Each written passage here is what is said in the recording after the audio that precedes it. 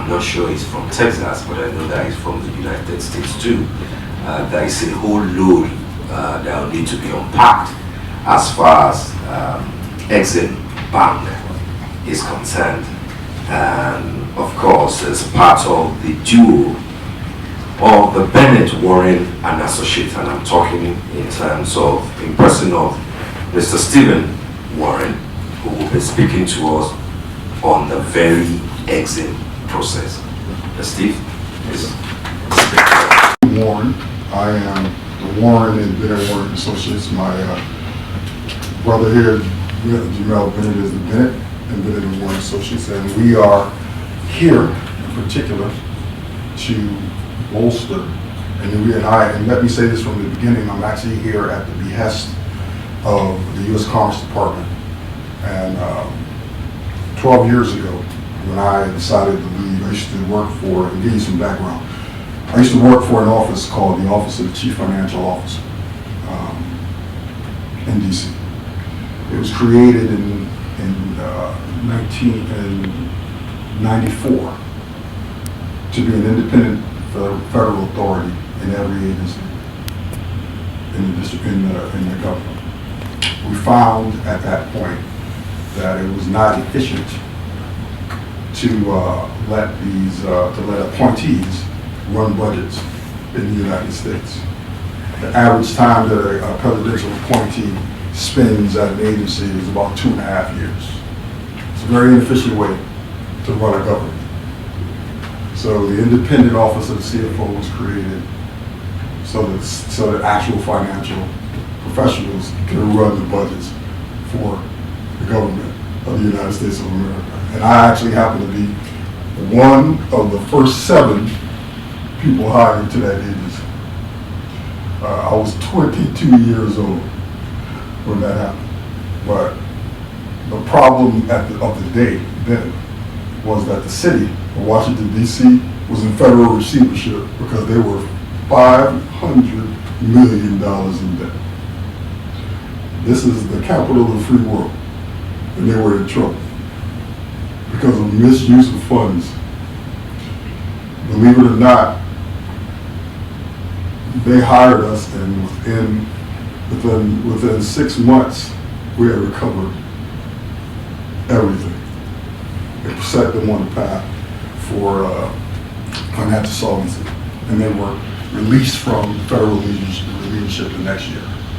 So that's how I started out my career in the government. And we actually grew the CFO's office from just the agencies in the district to every agency that's representative of the U.S. government in the world. And so that's how I started my career.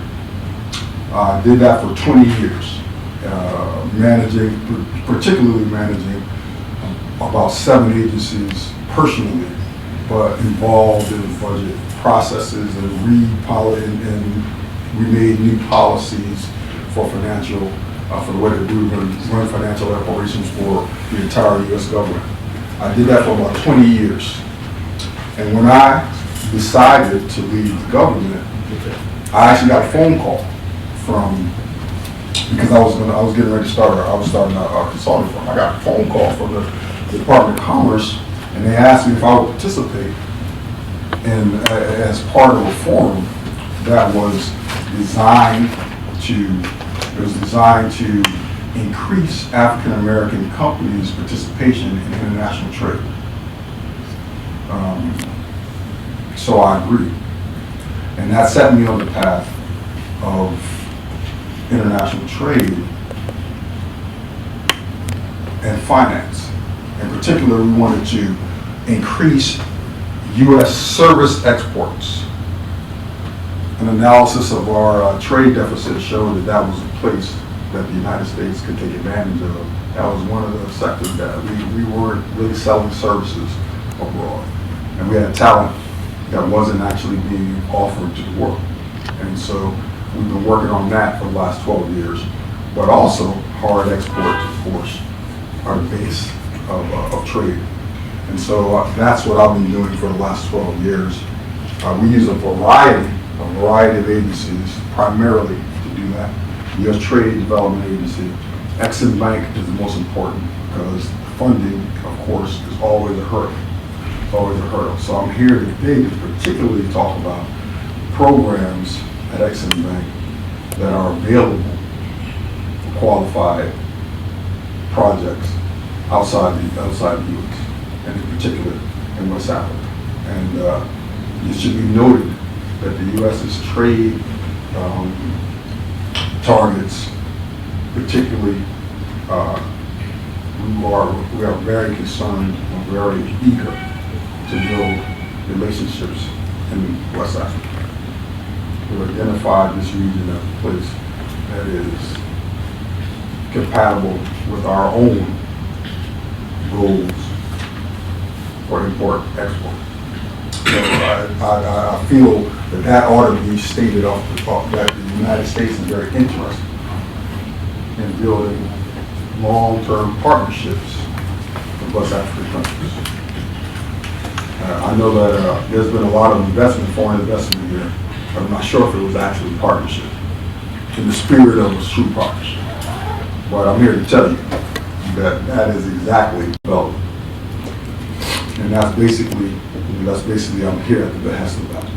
So I'm going to move right now into the specifics of the Ex-Im Bank's procedural and operations for foreign investment.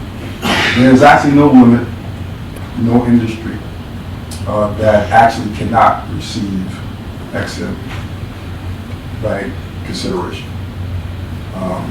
So it covers the broad spectrum of all businesses. There is a qualifier. In order for you to be considered for Ex-Im Bank funding, 51% of the total project budget must derive from goods and services in the U.S. So a minimum of 51% of the total project budget has to come from the U.S. It could be in the form of goods or services.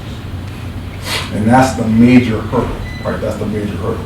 That means we must construct a budget that shows that and then explain how the total project is feasible and profitable. In general, the loans that Ex-Im Bank gives are the initial loans are between 7 and 10 years. There are exceptions for agricultural projects and the like that have, that take longer gestation periods. But that's basically how it works. I myself and my company, Bennett Warren & Associates, are actually registered agents with Ex-Im Bank. We have the ability to present these projects to Ex-Im and then foster them to the point where they will show interest. And that point is called a letter of interest. As we presented their projects, they will send me what's called an LOI. And the LOI will state that they are interested in funding this amount of the project budget. And it's usually 100% of the U.S. content. There's actually virtually no limit to the size of a project. We do have preferences. We do like large economic development or large infrastructure projects because they finance, they do a lot of things. But I'm here particularly to talk about the larger project finance opportunities that may be available here. I'm not a stranger, actually, to having these things approved, and I can tell you that I actually have 100% success rate in getting these LOIs approved.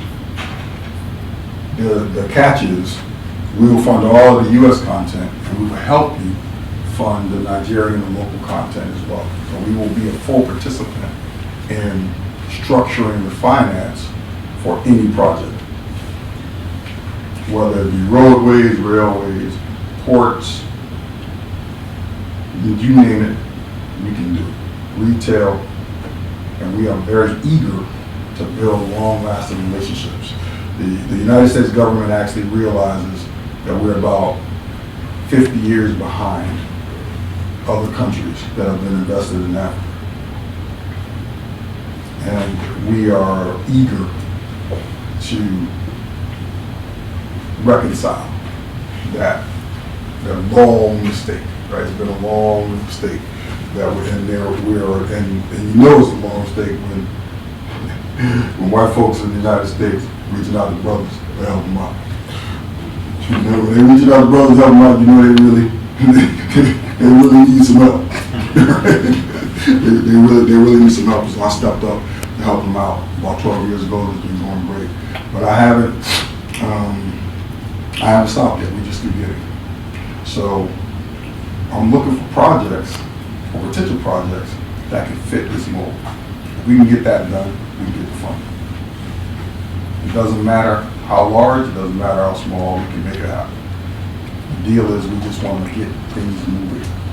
We want to get the flow of capital moving here so that we can build stronger allies. That's basically the aim of the U.S. government. We want to build strong ties and we want to build strong allies. I'm not going to sit up here and give you pie in the sky. The United States has an agenda just like everybody else. That happens to be their agenda. I'm here to represent that.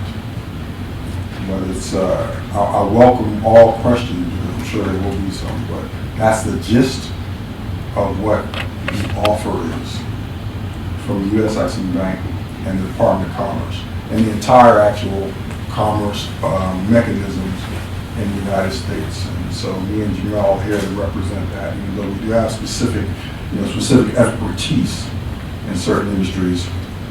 The military, a lot of, it's actually pretty broad, but we have some specific expertise, but we can help in anything. We help with any industry because we have the resources. I literally can tell you that we can bring most of the resources of the United States to bear to make these projects successful. We have to the State Department, to the CFO office, to the Office of Budget and Accounting. Every last one of the agencies are involved in this joint effort. And we all just happen to be private representatives of that. And I would like to thank Mr. Shabani for inviting me here and entering into partnership with my company. Because I think this is a very, very important thing for, in particular, for African Americans and Africans to be working together to build wealth. I think it's an extremely important thing, and it's actually taken way too long to happen. And I'm here to make sure that that does happen. So at this point, I'll give the mic back to Steve and we can move forward. But I'll be here all day available for questions.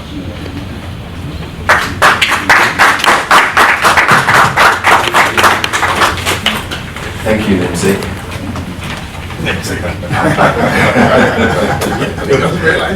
I think that's